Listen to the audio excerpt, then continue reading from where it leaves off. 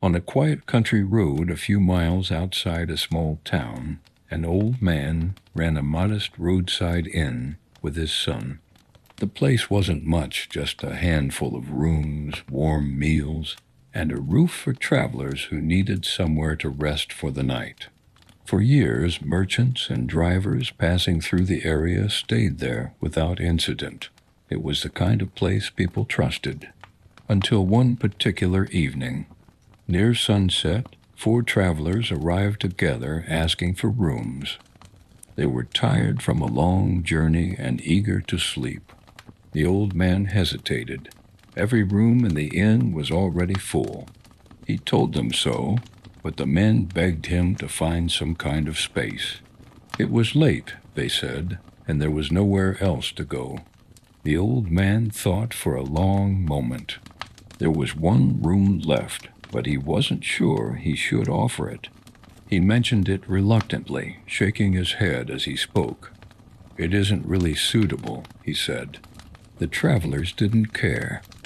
"We just need somewhere dry to lie down," they insisted. "Anything will do." What they didn't know was that the old man's daughter-in-law had died only a few days earlier.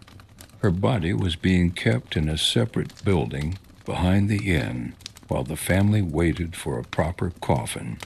That building was quiet, empty, and the old man thought better than leaving four men out on the road at night. So he led them there. Inside, the room was dimly lit by a single oil lamp. A simple table stood near the entrance. Beyond it hung a curtain, and behind that curtain lay the body, covered with a white paper shroud. In the inner chamber was a long wooden platform that served as a bed. The travelers were exhausted. They'd barely noticed the surroundings. One by one, they lay down and quickly fell into deep, heavy sleep, all except one. Sometime after midnight, the man who had taken the spot nearest the doorway woke suddenly. At first he didn't know why. Then he heard it, a soft, scratching sound from behind the curtain. He opened his eyes and looked toward the lamp. Its light seemed brighter now, casting long, trembling shadows across the walls. Then he saw movement. The paper shroud slowly lifted. The dead woman sat up. She slid off the bed and began walking toward the sleeping men. Her face was pale yellow, her eyes empty. A white cloth was tied around her forehead. The terrified traveler watched as she leaned over each of his companions one by one and breathed softly into their faces. None of them stirred. He knew she would come to him next. Desperate, he pulled the blanket over his head, holding his breath, trying not to make a single sound. Moments later, he felt her presence beside him. Cold air touched his face. She breathed on him once, twice, several times. Then she turned and walked back behind the curtain. When the scratching sound returned and the room fell silent again, he slowly uncovered his head. He tried to wake the others, nudging them with his foot. None of them moved. Panic took over. He decided his only chance was to run. As quietly as possible, he reached for his clothes. But the moment he sat up, the scratching started again. The corpse was rising once more. He froze in terror until it stopped. Then, trembling, he dressed, opened the door, and fled into the night barefoot. Behind him, the curtain flew open.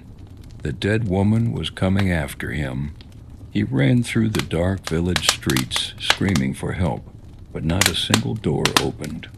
No light came on. It was as if the entire world had fallen asleep. Afraid she would catch him if he slowed down, he ignored the inn and ran straight toward the distant town. At the edge of town, he saw a small temple, its doors closed. From inside came the sound of a wooden prayer drum. He pounded on the door, begging to be let in. The caretaker hesitated, confused and wary.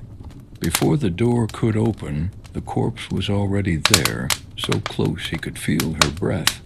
In desperation, the man darted behind a large poplar tree beside the temple gate. The corpse lunged from one side. He slipped to the other. She lunged again. He dodged again. This went on again and again until both of them were exhausted. Then, with a sudden furious movement, she threw herself forward, reaching around both sides of the tree to grab him. But she never did. Her fingers sank deep into the wood like iron hooks, and there she stayed. By the time the temple caretaker finally came out, everything was silent. The traveler lay unconscious on the ground. The corpse clung to the tree, rigid and unmoving. At dawn, the authorities arrived. They tried to pull her hands free, but her fingers were embedded so deeply in the trunk that it took several men to wrench them loose. When they did, the holes left behind looked as if they had been drilled with tools. The innkeeper was summoned and learned what had happened. The bodies of the other 3 travelers were found lifeless in the back room. Only one man had survived. He was given a written statement to prove what he had endured and enough money to return home. And for most people, that was where the story ended. But years later, long after the inn had been torn down and the road rerouted, a new building was constructed on the same piece of land. Workers clearing the old foundation found something buried beneath the floorboards of the rear room. 4 pairs of worn travelers' shoes, 3 of them neatly placed side by side, and 1 pair stained with mud positioned right beside the wall, as if someone had left them there in a terrible hurry. The man who found them said that night, after the sun went down, they heard footsteps circling the new building, slow, barefoot, searching for a way back inside.